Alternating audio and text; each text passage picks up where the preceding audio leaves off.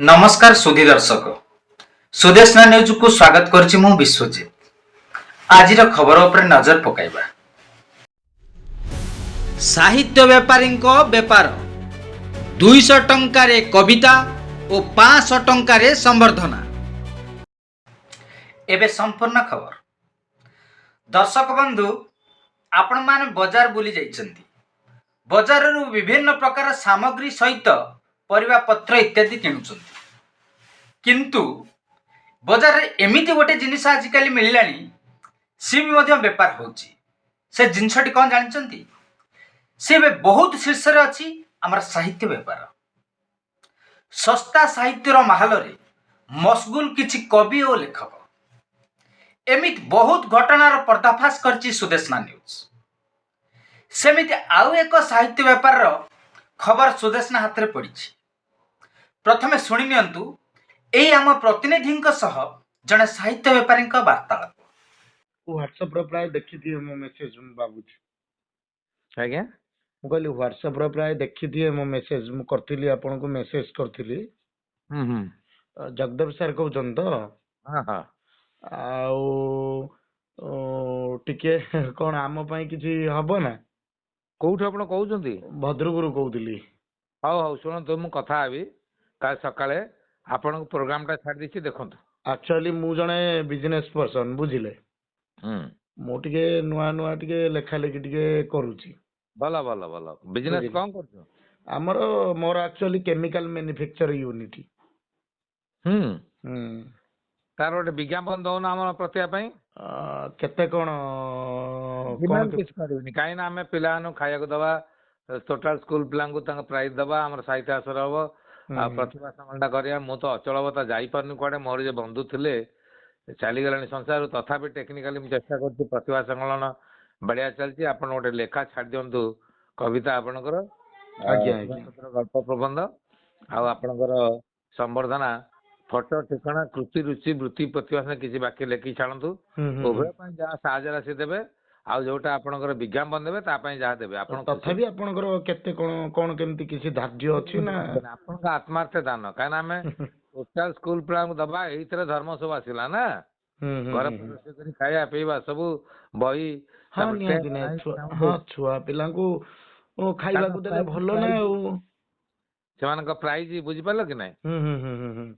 बुझिबा पिला गुड़िक प्रतियोगिता दिन वाला संध्या वाला नाचिबे गाइबे। आपण पठेइतिले मु एबे आपण मते पठेइले मु पढुतुली भलो भलो जाऊ गोटे माने इनोवेटिव गोटे आपण हाथ को नै छथि। मु आ कोले जाई आसपनी मोर बंधु जे तेले चली गले ऊपर को के पागल के घरे बंदी तथापि मन बुझिनी मते से बिगुडुतले पिले आ से जो वाइफ मंगला 24तम शिशुपति हालटा करी 25तम करी अणानमीटा अल्प करे तापर जन्माष्टमी नंदोचौटा मु गोपीनाथ सेवा ना रे श्री जगन्नाथ संगल बाहर करे बाहर करतली सारगाम पात्र गेट देई संस्कार जागरण गोटे त्रैमासिक बाहर करतला अधा पेपर साइज भारी ना करतला ओडिसा रे। आज्ञा आज्ञा हला तो संवर्धन कोउठी कोउठी आपनकर दिया हबो? गोपीनाथ मंदिर जरीपुट खोर्धा। केबे को एटा रहउची हमर 11 देखुन पढुन म लिखिछि बरा। हां 11टा बेले बोधे जनवरी 11 10टा बेले कविता पठछ। अच्छा अच्छा अच्छा 10टा रु 2टा पर्यंत ना कोन? हां चलिबो जो जा चलिबो। आज्ञा आज्ञा आउ जदी अन्य के भी तापर जे माने बळका जे थिबे पर पढिबे जा करिवे किंतु मुख्यता 10टा रु 2टा भीतर 10:30टा बोलो। हां ना आपण लिखिछन त मु देखुदिल अन्य किए जदी देले कविता ताले कोन केमती तांका पई रहिछि आत्मार दान मु लिखिछि से देखंतु ता बाद 200 टंका कोन उडे लिखिछन मु सेहिति पई आपण को क्लियर हि जिवाटा बेटर। हां सुनंतु से जे न आसी परिबे आज्ञा से माने तांकर पार्सल व्यय सहित ठिकाना पिन नंबर सहित टेलीफोन छाड़ले मु तांको पार्सल कर पठे देबी। माने जो पत्रिका रा बाहरिबो से पत्रिका पई 200 टका कोंतु आ संवर्धना पई 5 टका कोंतु जे अधिका दे पला भलो कथा तापर जे जा दबो आ कोन रहली। आज्ञा आज्ञा विज्ञापन भी जे जा दबो अब मु कहबी कोन बडा सुनिले तो दर्शक बंधु आमर जने सक्रिय प्रतिनिधि से साहित्यिकी सहित କଥା ହେବା ପରେ ବହୁତ ଖୁସି ଅଛନ୍ତି। କାହିଁକି ନା ଆଜିକାଲିକା ବଜାରରେ ପରିବା ଠାରୁ ଆରମ୍ଭ କରିକି ରାସନ ସାମଗ୍ରୀ ପର୍ଯ୍ୟନ୍ତ ସବୁ ଚଢ଼ା ରେଟ୍ରେ ବିକ୍ରି ହେଉଛି। କିନ୍ତୁ ଏଠି ସାହିତ୍ୟିକ ଏମିତି ଏକ ବେପାର ଚାଲିଛି, ତା ରେଟ୍ ବଜାର ସବୁଠୁ ହାଏଷ୍ଟ। शुभेच्छा वार्ता और विज्ञापन एसब तो ठीक अच्छे, कविता पाई 200 और संवर्धना पाई 500 टंका, ये केमितिका कथा? एथिरे प्रकृत साहित्यिक केते जन संवर्धित होउछन्ति? कोमल वचन कही की प्रकार लूट चली? ओडिया साहित्य कौन एते सस्ता? शुणु आउ एक भॉइस करू। जय जगन्नाथ।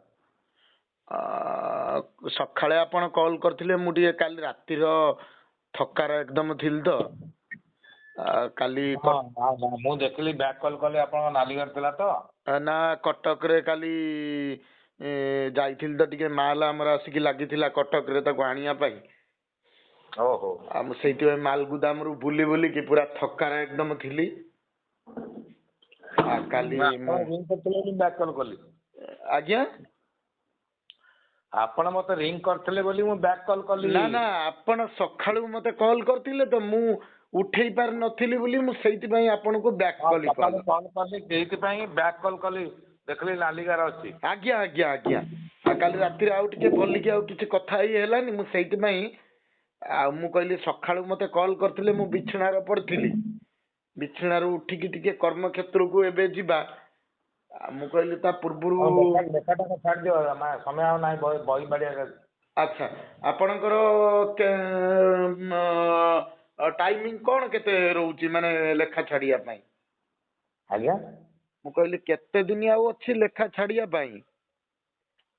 ଲେଖା ତ ମାନେ ଇଏ ବାଡ଼ିଆ ଚାଲିଛି, ଆପଣ ଏଇନେ ବର୍ତ୍ତମାନ ଛାଡ଼ୁନାହାନ୍ତି। ଆଉ ଇଏ ଆମ ପାଇଁ କିଛି ସମ୍ବର୍ଦ୍ଧନା ହବ ନା? ହଁ, ଆପଣ ଫଟୋ ଠିକଣା ବାୟୋଡାଟା କହିଥିଲି ପୁରା କିଛି ବୁଝି ପଚାଶ ଛାଡ଼ନ୍ତୁ, କିଛି ବାକି ଲେଖିକିରି। ଆଜ୍ଞା ଆଜ୍ଞା ଆଜ୍ଞା ଆଜ୍ଞା, ଇଏ ଫୋନ ପେ କୁ ପଇସାଟା ପଠେଇଦେବି ତ? ହଁ, ଉଭୟ ପାଇଁ ଆପଣ ଯାହା ଆପଣଙ୍କ, ତାପରେ ବିଜ୍ଞାପନ କହିଥିଲି ଦେବାକୁ ପୁରା ଆପଣଙ୍କର। ହଁ, ବିଜ୍ଞାପନ ପାଇଁ କ'ଣ ମୁଁ ଚିନ୍ତା କରିବି, ଟିକେ ଆମ ବଡି ସହିତ ଆଜି କଥା ହେବି, ମ୍ୟାନେଜିଂ ବଡି ସହିତ କଥା ହେଇକି ମୁଁ ଚିନ୍ତା କରିବି ଆପଣଙ୍କୁ କ'ଣ କରାଯାଇ ପାରିବ ଆଉ। ହଉ ଠିକ୍ ଅଛି, ଆପଣ ଛାଡ଼ିବେ ମତେ ଦିଅନ୍ତୁ, ଯାହା ଆପଣ କଥା ହେବେ, ଯାହା ଆପଣ ସାମର୍ଥ୍ୟ ଦାନ ଦେବେ। ଆଚ୍ଛା, ଆପଣଙ୍କୁ ୟା ପାଇଁ ଲେଖା ପାଇଁ 200 ଆଉ ସମ୍ବର୍ଦ୍ଧନା ପାଇଁ କେତେ କହିଲେ? ଯାହା ଆପଣ ଦିଅନ୍ତୁ, 500 ଟଙ୍କା ଦିଅନ୍ତୁ, 1000 ଟଙ୍କା ଦିଅନ୍ତୁ, ଯାହା ଆପଣ। ଆଚ୍ଛା, ହଉ, ମୁଁ କାହିଁକି ଆପଣଙ୍କ ଆତ୍ମାର୍ଥ ଦାନ। ଆଚ୍ଛା, ଆଉ ଯଦି କେହି ମାନେ ଲେଖା ଫେଖା ଦବାକୁ ଚାହାନ୍ତି, ତାଙ୍କୁ କହିଦେବି 200 ଆଉ 500 ନା କ'ଣ? ହଁ ହଁ, ଆଚ୍ଛା ଆଚ୍ଛା ଆଚ୍ଛା।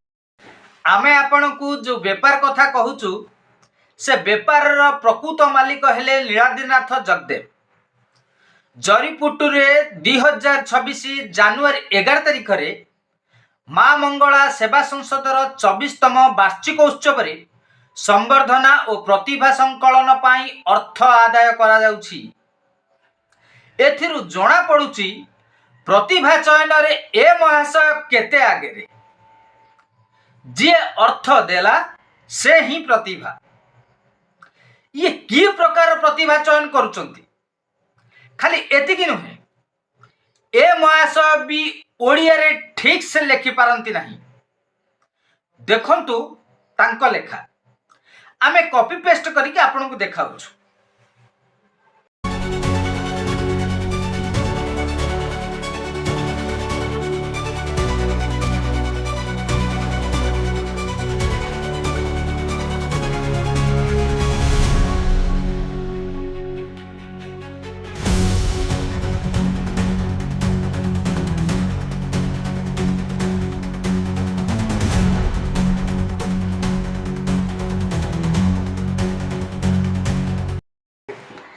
देखिले तो यही लेखाटी को, यही लेखाटी ओडिया रे लेखा जाइथिले मध्य आ देहरे केथे भूल।